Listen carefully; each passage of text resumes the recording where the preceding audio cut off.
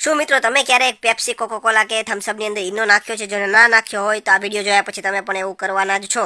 તો તમારે મિત્રો એક 250 ml નાની બોટલ તમારે સોડાની લેવાની છે અને ત્યારબાદ મિત્રો તેની અંદર તમારે ઈનોની એક પડીકી તમારે ઉમેરી દેવાની છે અને ત્યારબાદ તમારે ઢાંકણું બંધ કરીને વ્યવસ્થિત તેને હલાવી લેવાની છે બોટલને, એટલે કે બધું મિક્સ થઈ જાય.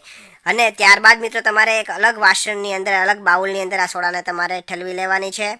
હવે ત્યારબાદ મિત્રો તેની અંદર તમારે જે ટૂથપેસ્ટ આવે કોલગેટ એ તમારે થોડી ઉમેરવાની છે અને વ્યવસ્થિત તમારે મિક્સ કરી લેવાનું છે. ચમચીની મદદથી અથવા કોઈ પણ બીટર હોય એનાની મદદથી તમારે વ્યવસ્થિત કોલગેટને આ સોડાને મિક્સ કરી લેવાની છે.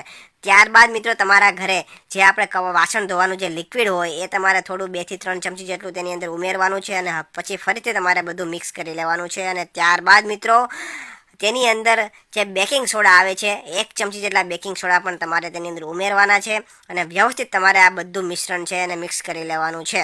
અને ત્યારબાદ મિત્રો એકદમ વ્યવસ્થિત મિક્સ થઈ જાય ત્યારબાદ તમારે ફરીથી આ ખાલી બોટલ થઈ ગઈ હોય સોડાની, એની અંદર તમારે ગરણીની મદદથી આ બધી વસ્તુ તેની અંદર તમારે ભરી લેવાની છે અને બોટલને બંધ કરીને વ્યવસ્થિત તમારે હલાવી લેવાની છે. તો મિત્રો આવી રીતના આપણે આ વસ્તુ બધું તૈયાર કરી છે. હવે તેનો ઉપયોગ જણાવું એની પહેલાં તમારું નામ અને તમારા ગામનું નામ કોમેન્ટ કરીને જણાવી દેજો, જેથી કરીને અમે તમને સ્પેશિયલ થેન્ક્સ કહી શકીએ. તો મિત્રો લાસ્ટ વિડીયોનો સ્પેશિયલ થેન્ક ઘનશ્યામભાઈ કઠેકિયાને રાણપુરથી, કરીમ ખાનને નોંધણવદરથી, હરમનભાઈ પટેલને યુએસએથી, ગીતાબેન પટેલને સુરતથી અને અનિલા ભરત હેમાનીને કલકત્તાથી જાય છે.